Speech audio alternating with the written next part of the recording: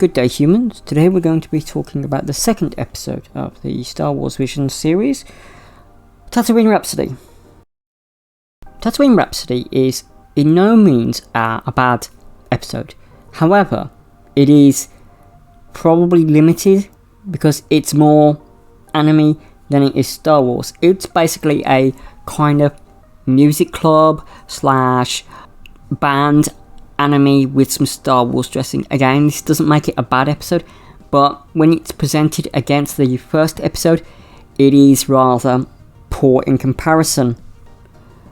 Tatooine Rhapsody is directed by Taku, Kimura, written by Yasumi Atarashi, and it's by Studio Colorido. It debuted on the 22nd of September 2021. What is it about? Well, it's, as I said, it's rather just basically a band anime with some Star Wars dressing. There are some interesting moments in it. For example, there's a design of the Hutt character.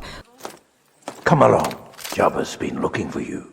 I think that's called Geezer, and unfortunately in Tatooine Rhapsody none of the characters really are memorable. Their designs sure are. You've got, of course, Boba Fett. You're marked for execution, Hutt.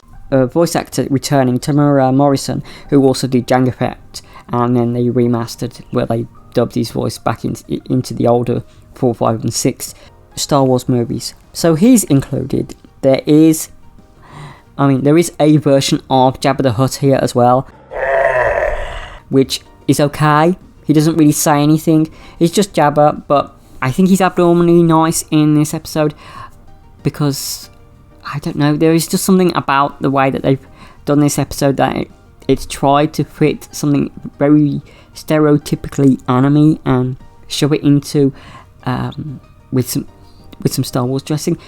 Now, when they did the previous one, that worked because it was a story first, and then they used the medium of black and white anime with some colour annotations or extras to portray that story. In this one, it seems to be, we've got this idea for a little skit involving a kid who runs away and joins a band, and then one of the bandmates gets captured. Now, in a normal anime, this would be either his parents taking him away, or a school club president taking action to close the club down, or a teacher, or something along those lines. Here it's Boba Fett taking the Hutt character, who I believe is called Geezer.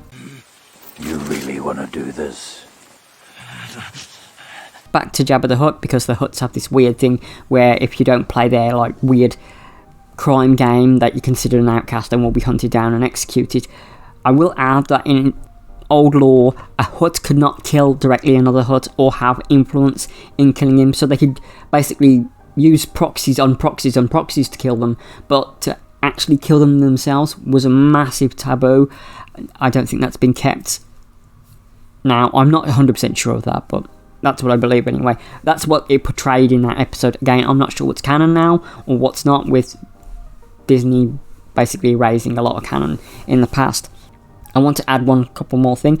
The droid design of K344 was okay. We've been followed! Persistent, isn't he? Jay's design, who is the central character, who would be just your general middle school or high school protagonist, was alright. The microphone lightsaber thingy was okay. Calm down, it's just a mic.